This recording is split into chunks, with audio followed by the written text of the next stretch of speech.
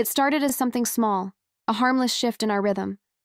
Charles had picked up this new habit, one that everyone would probably call healthy.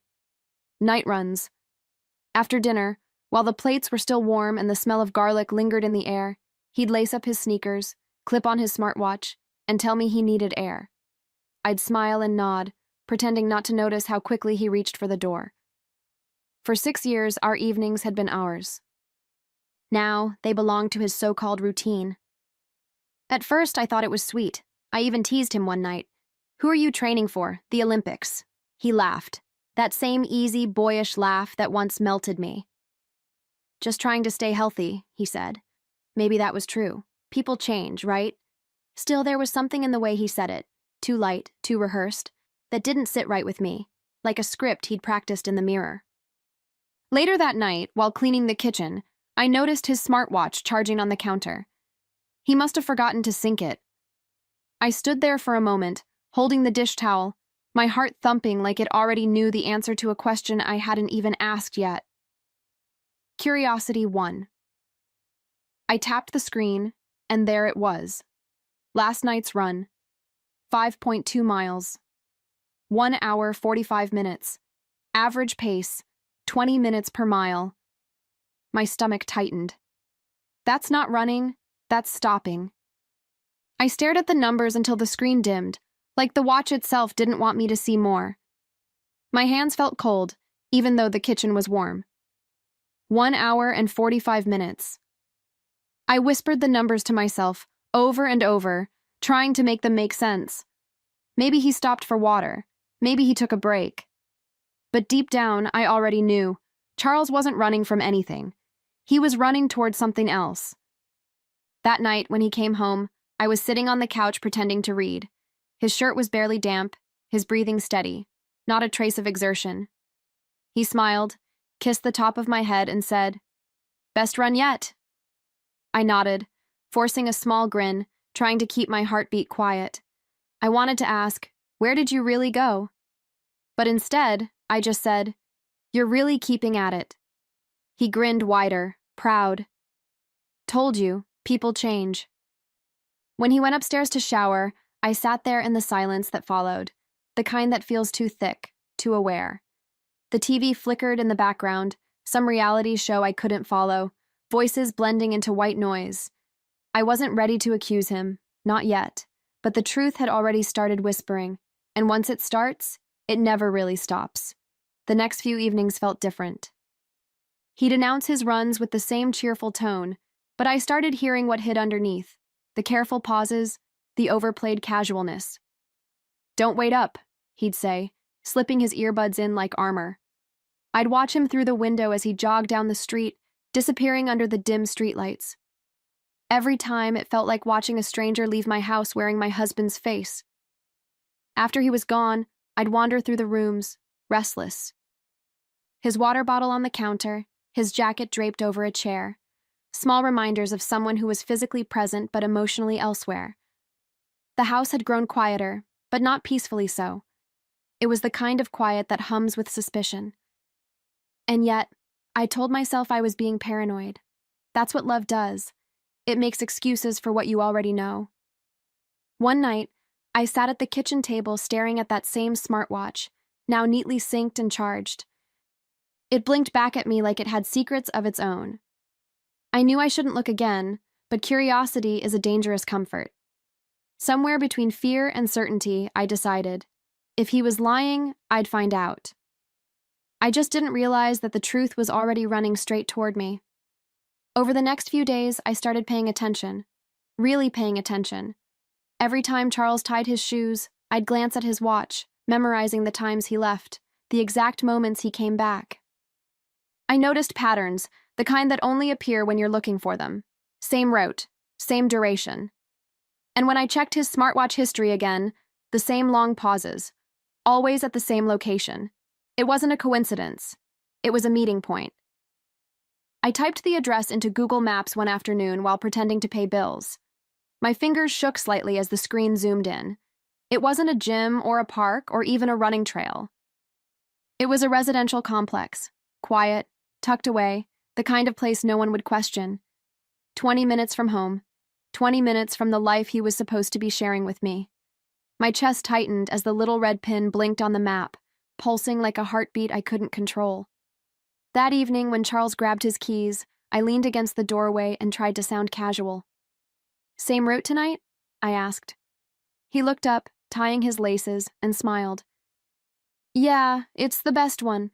Nice and quiet." I nodded, biting my tongue. "You ever run with anyone?" He laughed softly. "You know me. I like my peace and quiet." And with that, he was gone, leaving me with questions that now had coordinates. After he left that night, I couldn't sit still. The house felt too large, too aware of my thoughts. I poured myself a glass of wine and sat on the couch, replaying his words in my head. Nice and quiet. It wasn't just quiet. It was secret. My phone buzzed, and I didn't even hesitate. I opened a message to Maya, my best friend, the one person who always saw through me. "I think he's lying to me," I typed. My hands trembled slightly before I hit send. Maya replied almost instantly. "You sure?" 2 words, but they hit me hard. Was I sure? I looked at the address again, glowing faintly on my phone screen. I zoomed in closer until I could see the little parking lot, the faint outline of the building. "I have the address," I wrote back. "I just don't know what I'll find there." My throat tightened as I stared at the blinking cursor, waiting for her response. Part of me hoped she'd tell me I was overreacting. She didn't. Instead, she texted, "You'll know when you're ready." And that was it. The moment the quiet doubt inside me turned into a plan. I sat there for a long time, listening to the faint hum of the refrigerator, the clock ticking louder than usual. He thought he was running toward freedom. What he didn't know was that I had just started my own race, one that would end where his began. The next few nights, I watched him prepare for his runs like a ritual. Same shoes, same playlist, same smile that didn't quite reach his eyes. I'd ask light questions, little tests disguised as conversation. "What time did you get to the park? Did you see anyone else running tonight?" He always had quick answers, smooth and easy, like someone who'd rehearsed them. That was when I knew lies had become part of his warm-up. Each time he left, I found myself pacing near the window, tracing his route on my phone's map. I could almost picture him, turning left on Maple, right on Cedar, then stopping, always at that same dot that haunted me like a bruise. I told myself I wouldn't check again, but of course I did. Every pause, every timestamp, each mile logged into that little glowing screen felt like breadcrumbs leading to a truth I didn't want, but couldn't ignore. One night, as he disappeared into the dark, I whispered to myself, "Tomorrow." The word hung in the air like a promise, quiet, dangerous, certain. Tomorrow I'd stop guessing. Tomorrow I'd see where his route really ended. I didn't know what kind of woman I'd become after that, but one thing was clear. I'd never be the same one who waited by the door for him to come home. The next evening, I didn't ask any questions. I simply watched him lace up his shoes and leave, pretending to scroll through my phone. The second the door clicked shut, I opened the Smartwatch app and tapped Live Location. My hands were steady, too steady, almost frighteningly calm. Within minutes, the little dot moved down our street, then slowed, then stopped. Same place, same pattern. But this time, I wasn't going to just watch it happen. I grabbed my keys. The drive felt longer than 20 minutes. My heart pounded in rhythm with the wipers brushing against the windshield. Streetlights slid across the dashboard, lighting up my reflection. A woman I barely recognized. I parked a few houses away from the address and sat there in the dark, engine off, breath shallow. The quiet was heavy, the kind that presses against your chest until you can't breathe. I looked up at the building. One window glowed faintly with warm yellow light. And there he was, Charles, sitting on a couch, glass of wine in his hand, laughing. Not the laugh he shared at home, but the soft, tender one I hadn't heard in months. Next to him was a woman, her hand resting on his knee like it belonged there.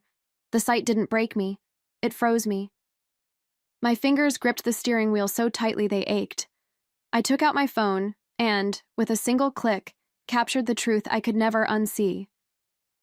I sat there for what felt like hours, though it was probably only minutes. The laughter from that apartment floated faintly through the half-open window, carried by the night air like a cruel melody. I should have cried. I should have screamed. But instead, I felt an eerie stillness, like my body had turned to glass, fragile but unbreakable. I watched him pour her more wine, brush a strand of hair from her face. Intimacy in its rawest form. And it wasn't mine anymore. When I finally started the car, the sound of the engine felt too loud, like it didn't belong in that quiet betrayal. I drove home without thinking, my mind replaying every run, every kiss on the forehead, every lie disguised as routine. By the time I pulled into our driveway, I'd already made a decision. There would be no screaming match, no late-night confrontation. Not yet. This wasn't the end. It was the start of something else, something far more deliberate. The next morning, the world looked the same. Coffee brewing, sunlight pouring through the curtains, the smell of toast in the air. He walked in, freshly showered, humming like a man who had nothing to hide. "Morning," he said, stretching. I smiled. "How was your run?" He grinned, proud. "Amazing. I think I hit a new record." I stirred my coffee and met his eyes. "Really? You were standing still for most of it."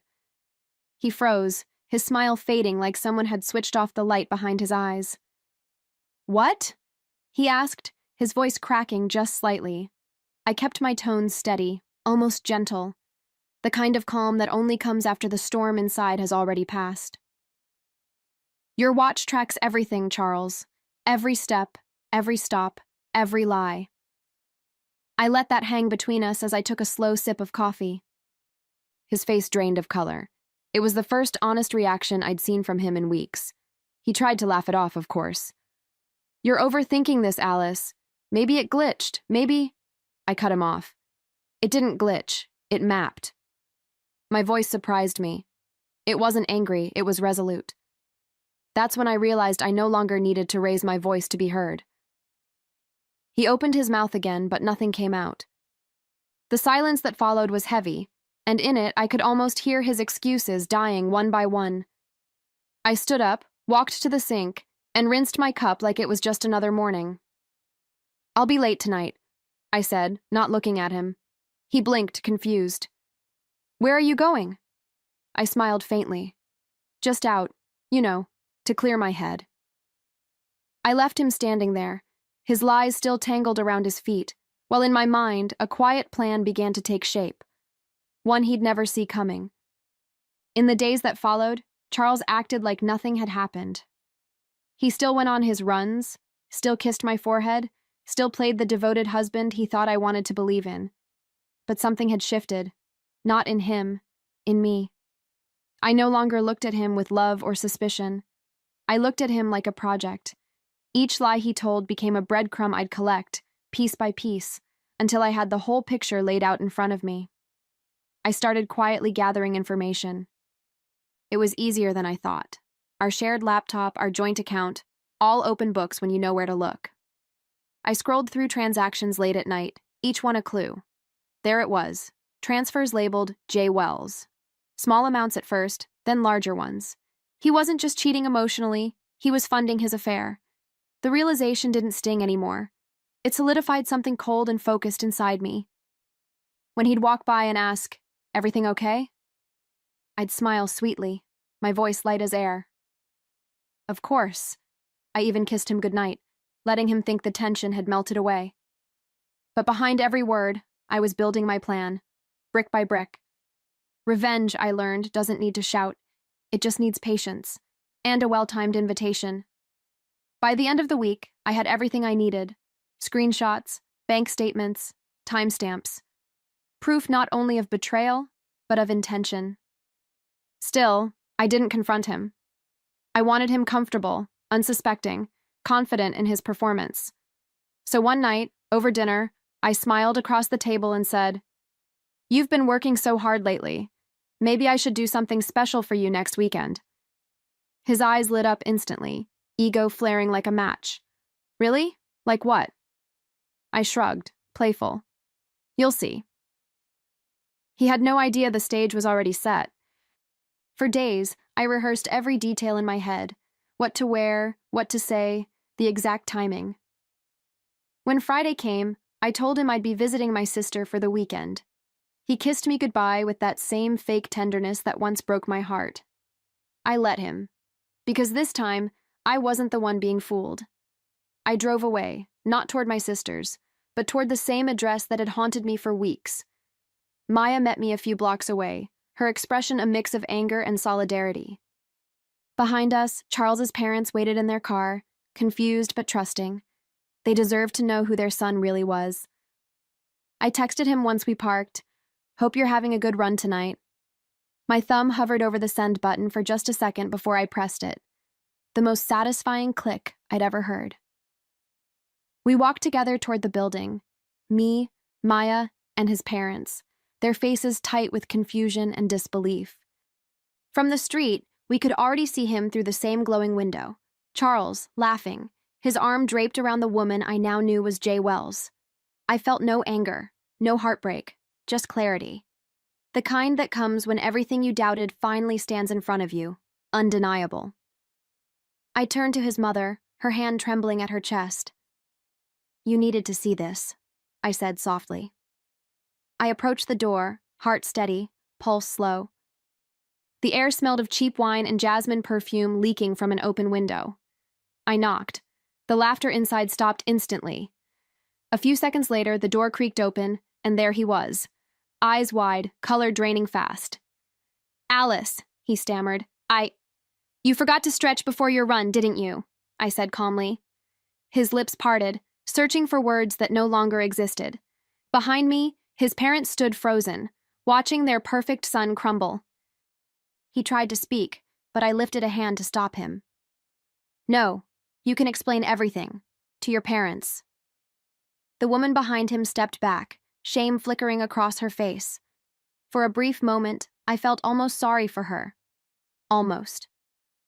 Then I turned to leave, my heels clicking against the pavement like punctuation marks. Every step away from that door felt like reclaiming oxygen. My revenge wasn't fire. It was light. I'd simply pulled back the curtain. The days after that night moved in slow motion, like the world was giving me time to process what I'd done and what I'd survived. Charles tried calling, texting, even showing up at the house, but I didn't answer. There was nothing left to say. Word spread quickly. It always does. His parents stopped defending him, and at work, whispers followed him down every hallway. By the end of the week, the man who'd once thought he was untouchable was suddenly very, very small. I focused on what came next. The divorce papers, the financial records, the proof of the money he'd funneled to her. I handed them all to my lawyer like I was laying down pieces of evidence in a courtroom built on truth. Every signature, every document, felt like a quiet victory. Revenge wasn't about rage anymore. It was about closure. And when I finally slept through an entire night, dreamless and still, I realized that peace doesn't come from forgiveness.